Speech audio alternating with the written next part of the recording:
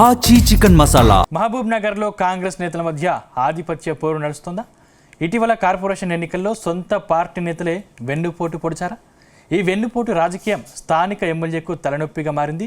CM సొంత ఇలాకాలోనే నేతలు ఇలా అంతర్గత పోరు నడిపిస్తుండడం పార్టీ హైకమాండ్కు ఇబ్బందిగా మారిందా? అసలు కాంగ్రెస్ పార్టీకి వెన్నుపోటు పొడుస్తున్న ఆ నేతలు ఎవరు? ఏంటా స్టోరీ?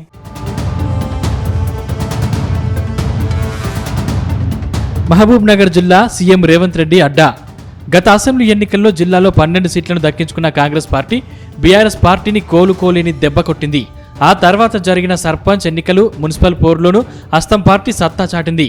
ఒక మున్సిపాలిటీని కార్పొరేషన్ అప్గ్రేడ్ అయిన పాలమూరు కార్పొరేషన్ను సైతం కాంగ్రెస్ పార్టీ దక్కించుకుంది.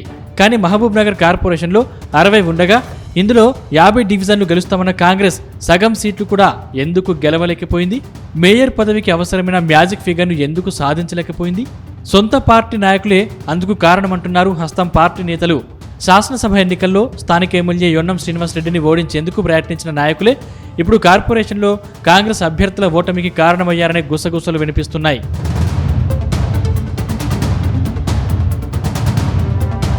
తాజా మున్సిపల్ ఎన్నికల్లో కొన్ని చోట్ల కాంగ్రెస్ టికెట్ దక్కని నేతలు రెబల్స్గా బరిలో నిలిచారు.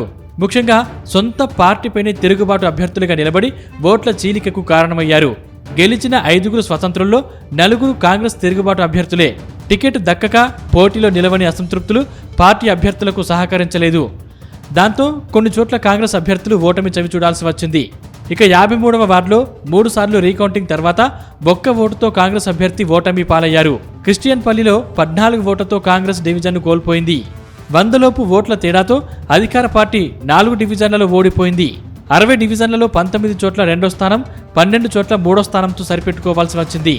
దాంతో కాంగ్రెస్ నేతలపై హైకమాండ్ సీరియస్ అయ్యారని తెలుస్తోంది.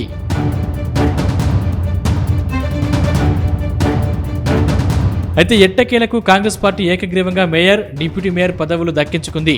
ఈ ఫలితాల్లో మేయర్కు అవసరమైన మ్యాజిక్ ఫిగర్ కూడా దాటలేకపోయింది. మొత్తం 60 డివిజన్లలో కాంగ్రెస్ గెలుచుకుంది కేవలం 29 డివిజన్లే.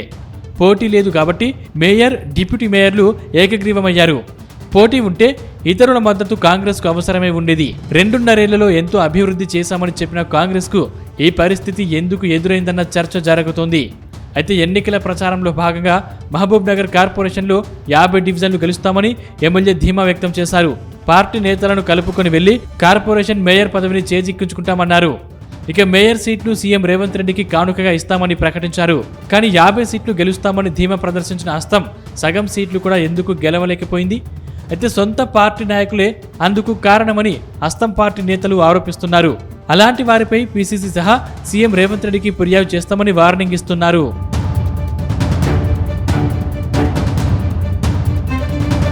మొత్తం మీద మేయర్ ఎన్నిక విషయంలోనూ పార్టీలో విభేదాలు బగ్గుమంటున్నాయి. ఎన్నికల ముందే మేయర్ అభ్యర్థిపై చర్చ సాగడంతో పార్టీ అధిష్టానం నిర్ణయమే తుది నిర్ణయమని ఎమ్మెల్యే యొన్నం శ్రీనివాసరెడ్డి ప్రకటించారు.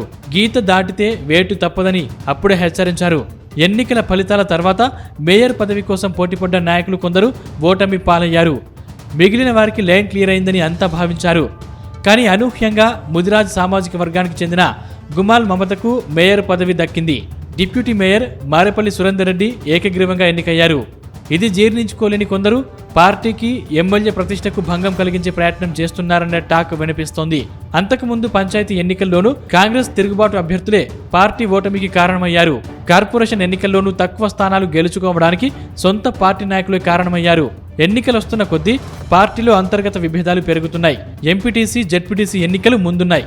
వచ్చే ఎన్నికల్లో అసంతృప్తులను, తిరుగుబాటు నాయకులను, అంతర్గత విభేదాలను కాంగ్రెస్ పార్టీ ఎలా ఎదుర్కొంటుందో వేచి చూడాల్సిందే.